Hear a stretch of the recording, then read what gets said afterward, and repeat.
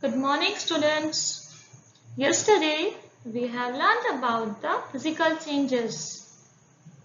How can we define the physical change? A physical change in which there is the change in the physical properties of a substance. What are the physical properties? Some physical properties like color, shape, size, state of matter. So whenever there is a change in these physical properties, that change is called a physical change. And what we have also seen that in a physical change, no new substance is formed. There is only there is a change in the appearance of a substance. But so in physical change, no new substance get formed. There is only in the change of physical properties.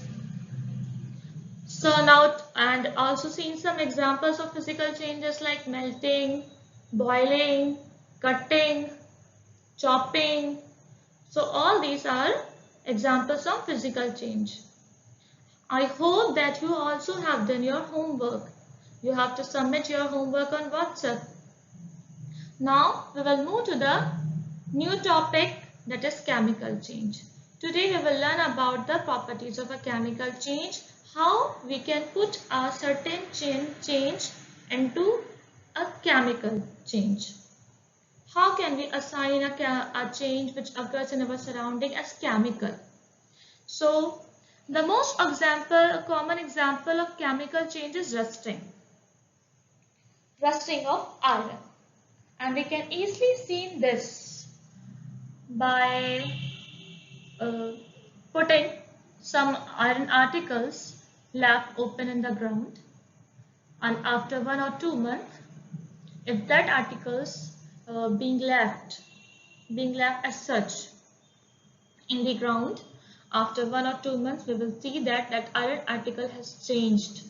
That iron article has developed some brown flake substances on it.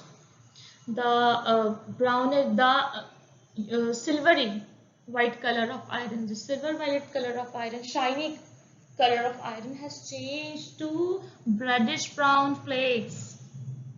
Reddish brown iron has turned to reddish brown in color. It means some change has taken place. Yes. So that is the formation of during rust. Rust is actually a new. During rusting, a new substance rust, which is chemically iron oxide. Rusting has taken place on the iron Fe, and we get a new substance during the process of rusting, that is iron oxide, Fe2O3 with excess 2. Then what happens during the process of rusting is that, as we have studied in class 6, that air is a mixture of different gases and water vapors are also present in air. So when we left any article, any iron article or any article when comes in contact with an air, moisture containing air, then that air will have an impact on the iron article. There is a chemical reaction between the iron and the air containing water. Air also contains the oxygen, yes. So there will be a reaction between the oxygen, iron and water, and we will get a new substance during this chemical reaction, that is the iron oxide.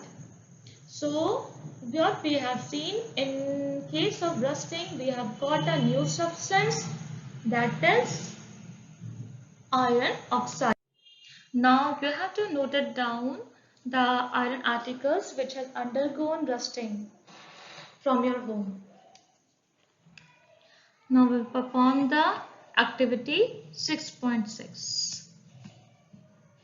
We will first take the magnesium ribbon and a magnesium ribbon or a magnesium strip. Then we will try to heat this magnesium ribbon or the tip of this magnesium ribbon on a stove. on a gas stove, what we will observe? We will observe that this magnesium ribbon burns with a dazzling white flame.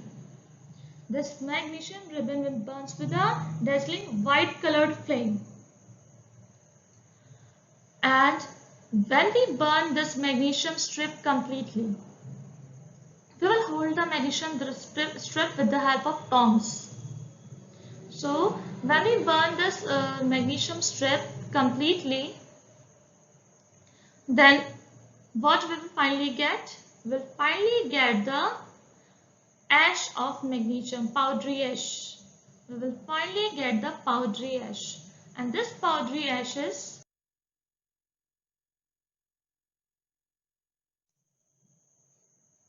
magnesium oxide. As we know that oxygen supports burning, so during a burning of any substance, that is the oxygen which reacts with the substance, or which helps in the burning of the substance. That's all called burning is also called oxidation reaction. So burning of any substance is chemically an oxidation process. So when magnesium burns, it reacts with oxygen, and this finally produces the magnesium oxide, and that magnesium oxide is the powdery ash. So we'll finally get a powder from a magnesium ribbon. So this powder is very different from the magnesium. A new substance is magnesium oxide. Now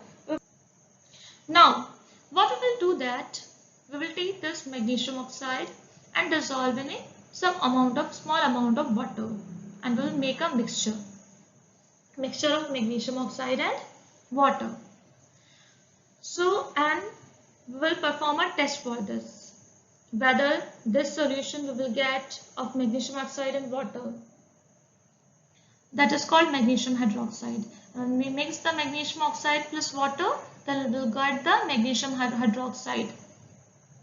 What was magnesium hydroxide? Magnesium hydroxide was having a great application. Yes, it acts as anti-acid. Magnesium hydroxide solution is also called milk of magnesia.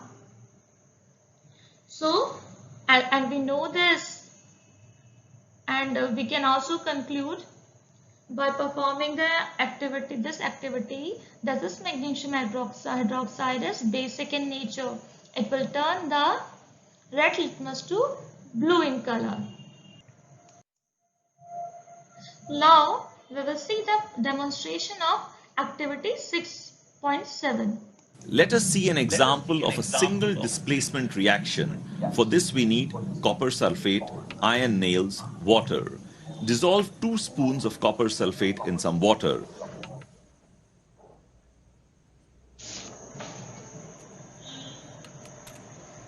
Swirl it to obtain a clear blue solution.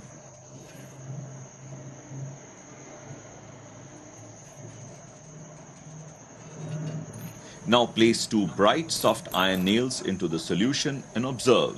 The nails soon turn reddish brown while the solution turns slightly green. After a while, what happened was the iron from the nails replaced the copper sulfate solution and formed iron sulfate, and the displaced copper precipitated out and settled on the iron. The nails therefore changed the color of copper, while the solution showed the characteristic green color of ferrous sulfate. A reaction of this type is called a single displacement reaction. CuSO4 plus Fe gives FeSO4 plus Cu. So what we have seen in this activity? What we have seen in the demonstration of the activity 6.7? We have seen that first we have took the copper sulfate solution. Just we have dissolved a teaspoon of copper sulfate in a half cup of water in a glass tumbler or a beaker, and then we call it a solution of copper sulfate solution. As copper sulfate, we have seen copper sulfate powder was blue in color, so this solution will be blue in color. And we also add few drops of dilute sulfuric acid to the solution. We get a dark blue color. Then when we drop a silver shiny nail in this solution and leave that nail for some time, for a period of half an hour or so, we observe there will be the color change. We observe that there will be a color change of the silvery shine iron, and there will be the color change of the copper sulfate solution also. We will observe after half an hour that copper sulfate solution will turn to green in color because of the formation of iron sulfate. And iron nail will get the brown deposits of copper. When we'll treat the copper sulfate solution, then we'll put the iron in a copper sulfate solution. Then after half an hour, we will get the iron sulfate solution, which is green in color, and iron will get the deposits of copper. So this iron will replace the copper, and copper will come into its place. Copper brown deposits and iron sulfate solution. This is also called in chemistry as a single displacement reaction, because iron has displaced the copper from its sulfate solution. So now we can summarize today's learning. That in a chemical change, new substances are formed, as we have seen in activity 6.6, that we have got the magnesium oxide by burning the magnesium ribbon, and magnesium hydroxide by mixing the magnesium oxide powder in some amount of water. So magnesium hydroxide is different from magnesium oxide, and magnesium oxide is different from magnesium. So the final products we get in a chemical reaction is different from the reactant. They can different from the initial substance. So in a chemical change, new substances are formed, and this can be also observed from the activity 6.7, that we will get the iron sulfate from the copper sulfate solution. In activity 6.7, there was a change in color. Yes, there was a change in color from blue to green. In activity 6.6, when we burn the magnesium ribbon, so it burns with a white dazzling flame. So that burning reaction produces the heat, light. Sometimes some other type of radiations like ultraviolet or infrared radiations may also get produced, may also be given off. And sometimes the chemical changes absorb the heat from the surroundings.